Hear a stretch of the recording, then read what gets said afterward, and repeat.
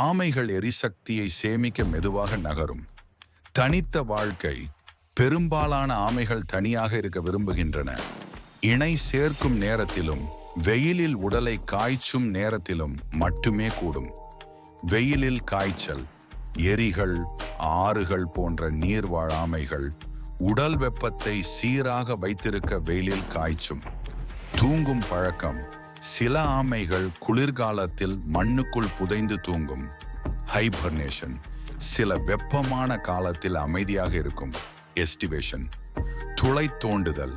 நில ஆமைகள் பாதுகாப்பிற்காகவும் வெப்பத்தை தாங்கவும் துளைகளை தோண்டுகின்றன. ஆயுள். ஆமைகள் மிக நீண்ட காலம் வாழக்கூடிய விலங்குகள். அவை 20 முதல் 100 ஆண்டுகளுக்கும் மேலாக உயிர் வாழக்கூடும்.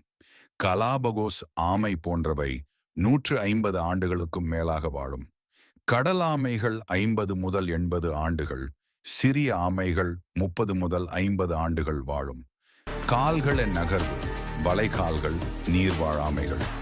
நீரில் நன்கு நீந்த உதவும். சிப்பி வழி கால்கள் கடல் ஆமைகள். நீண்ட தூரம் கடலில் பயணிக்க உதவும். மோட்டிக்கால்கள் நில ஆமைகள். தடிமனான கால்கள் மணல் மற்றும் மண்ணில் நடக்க உதவுகின்றன. ஆமை வகைகள். கடல் ஆமைகள் கடலில் வாழும். ஈகா, லெதர்பேக் கடல் ஆமை, பசுமை கடல் ஆமை. நீர்வாழ் ஆமைகள் ஏரி, நதி போன்ற இடங்களில் வாழும். ஏகா, ரெட் இயர்ட் ஸ்லைட்டர், பெயிண்டட் டர்டில்.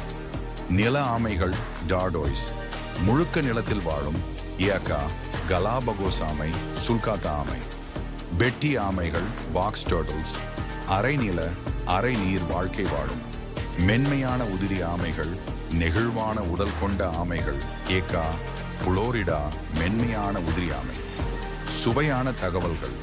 ஆமைகளுக்கு பற்கள் இல்லை, ஆனால் கூர்மையான மூக்கு உள்ளது. இதனால் உணவை கடிக்கலாம். சில ஆமைகள் தங்கள் கழுத்து வழியாக சுவாசிக்கலாம். குளோக்கல் ரெஸ்பிரேஷன். இது நீருக்குள் இருக்கும்போது உதவும். ஆமைகளின் சிப்பியில் உணர்ச்சி உள்ளது, எனவே அது தொட்டால் உணர முடியும். ஆமைகளின் முட்டைகளின் வெப்பநிலை இவை ஆண் அல்லது பெண்ணாகும் என்பதை தீர்மானிக்கும். அதிக வெப்பத்தில் பெண் ஆமைகள் பிறக்கும். குறைந்த வெப்பத்தில் ஆண் ஆமைகள் பிறக்கும்.